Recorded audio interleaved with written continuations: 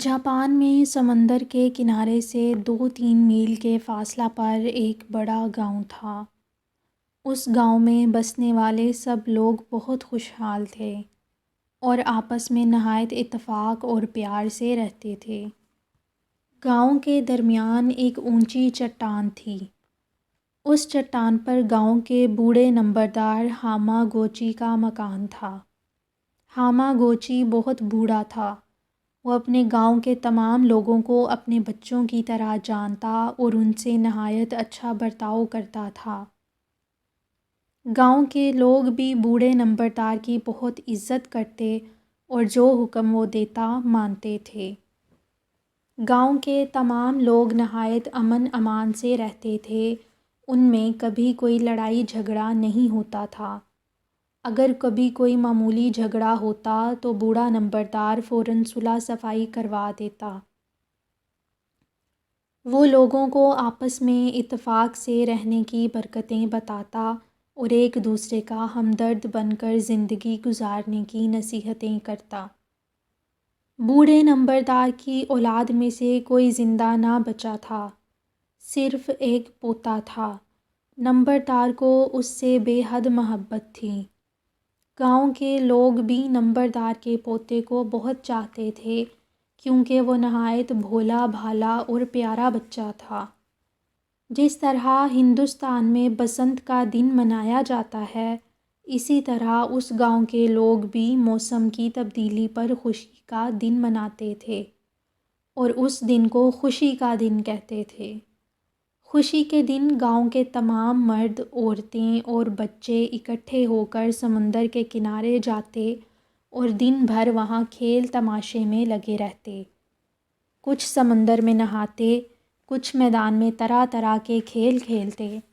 بچے سمندر کے کنارے پر ریت میں لوٹتے پھرتے۔ شام ہوتے ہی تمام لوگ خوشی خوشی اپنے گھروں میں واپس آ جاتے۔ ایک بار خدا کا کیا کرنا ہوا کہ خوشی کے دن سے چند روز پہلے نمبردار کا پوتا بیمار پڑ گیا۔ ہاما گوچی کو تو رنج تھا ہی، گاؤں کے باقی لوگ بھی بہت پریشان تھے۔ حکیموں نے بہت کوشش سے علاج کیا مگر کچھ فائدہ نہ ہوا۔ خوشی کے دن بہت سے لوگ اکٹھے ہو کر نمبردار کے پاس آئے تاکہ وہ انہیں ساتھ لے کر سمندر کے کنارے جائے، مگر بوڑھے نمبردار نے انکار کر دیا کیونکہ اس کا پوتا سخت بیمار تھا۔ پوتے کو بیمار چھوڑ کر وہ اکیلا نہ جا سکتا تھا۔ لوگوں نے کہا کہ ہم بیمار کو اٹھا کر لے چلیں گے، مگر نمبردار نہیں مانا۔ اپنے نہ جا سکنے کا افسوس کیا اور لوگوں کو سمندر کے کنارے جانے اور خوشی کا دن منانے کی اجازت دے دی۔ لوگوں کے چلے جانے کے آدھے گھنٹے بعد بوڑھا نمبردار گھر سے نکلا کہ لوگوں کو سمندر کی طرف جاتا ہوا دیکھ کر ہی خوش ہو لے۔ اس نے دیکھا کہ گاؤں سے کوئی میل بھر کے فاصلے پر لوگ خوشی خوشی جا رہے ہیں۔ ان کو جاتا دیکھ کر بوڑھا ہاما گوچی سوچنے لگا کہ اگر میرا پوتا تندرست ہوتا تو میں بھی ان کے ہمراہ جاتا اور خوشی کا دن مناتا۔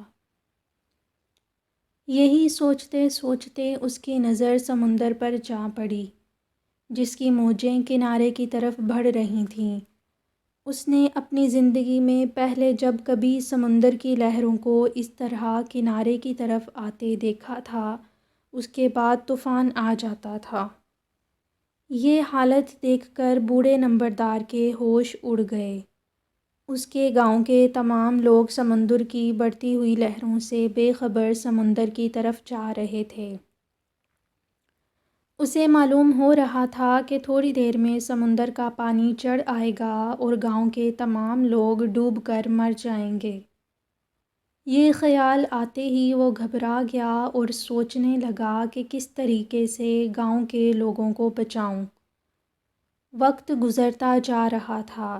سمندر کی موجیں آہستہ آہستہ کنارے سے باہر آنے لگی تھیں، لیکن کوئی ترکیب اس کی سمجھ میں نہیں آئی۔ ادھر پوتا بیمار تھا، اسے اکیلا چھوڑا نہ جا سکتا تھا۔ ادھر لوگ سمندر کے کنارے دور دور بکھر گئے تھے۔ ان سب کو جمع کر کے چٹان پر لے آنا آسان کام نہیں تھا۔ یکایک ایک تجویز اس کے ذہن میں آ گئی۔ وہ بھاگا بھاگا مکان کے اندر گیا، اپنے بیمار پوتے کو سہارا دے کر مکان سے باہر لے آیا اور لا کر میدان میں لٹا دیا۔ پھر جلدی سے جا کر مکان پر تیل چھڑکا اور آگ لگا دی۔ ادھر مکان سے شعلے بلند ہوئے۔ ادھر جو لوگ خوشی کا دن منانے کے لیے سمندر کی طرف جا رہے تھے، انہوں نے آگ کو دیکھ لیا۔ اپنے گاؤں کے بوڑھے نمبردار کے مکان میں آگ بھڑکتی دیکھ کر سب لوگ حیران ہو گئے اور فوراً گاؤں کی طرف بھاگ پڑے تاکہ جس قدر جلد ہو سکے پہنچ کر آگ کو بجھائیں۔ تھوڑی دیر میں تمام لوگ بھاگے بھاگے چٹان پر آ جمع ہوئے۔ نمبردار کا مکان قریباً جل چکا تھا۔ بوڑھا نمبردار اپنے پوتے کو گود میں لٹائے میدان میں بیٹھا تھا۔ لوگ مکان کے جل جانے پر افسوس کرنے لگے، مگر بوڑھے نمبردار نے ہنس کر کہا کہ یہ آگ تو میں نے خود جلائی تھی۔ لوگوں نے خیال کیا کہ بوڑھا بیٹے مر جانے اور پوتے کے بیمار ہو جانے کے غم سے دیوانہ ہو گیا ہے۔ مگر بوڑھے نے سمندر کی طرف اشارہ کیا۔ لوگوں نے دیکھا تو سمندر کی طوفانی لہریں گاؤں کے قریب پہنچ چکی تھیں۔ تھوڑی ہی دیر میں سارا گاؤں ڈوب جانے والا تھا۔ اب لوگوں کو اصل بات معلوم ہوئی۔ ان کے دیکھتے دیکھتے سمندر کا پانی گاؤں میں لہریں مارنے لگا، مگر وہ تمام لوگ اونچی چٹان پر کھڑے اپنے بچ جانے پر اللہ کا شکر ادا کر رہے تھے۔ گاؤں کے بہت سے مکان بہہ گئے، جو بچ گئے وہ بھی ایسے نہ تھے کہ ان میں رہا جا سکے۔ نمبردار کا مکان جل کر راکھ کا ڈھیر ہو گیا تھا، مگر بوڑھے نمبردار کی سچی ہمدردی سے گاؤں کے تمام رہنے والے بچ گئے۔ اگر بوڑھا اپنے مکان میں آگ لگا کر تمام لوگوں کو اونچی چٹان پر اکٹھا نہ کر لیتا تو تمام لوگ زندہ نہ بچ پاتے۔ جب پانی اتر جانے کے بعد زمین خشک ہو گئی تو گاؤں کے لوگوں نے سب سے پہلے نمبردار کا مکان بنایا، پھر اپنے مکان درست کیے۔ اب وہ بوڑھے نمبردار کی پہلے سے زیادہ عزت اور خدمت کرتے تھے اور اس کی ہر ایک بات کو خوشی خوشی مانتے تھے۔ مدت ہوئی، بوڑھا نمبردار ہامہ گوچی مر گیا، مگر اس گاؤں کے لوگ آج بھی اسے بہت عزت سے یاد کرتے ہیں۔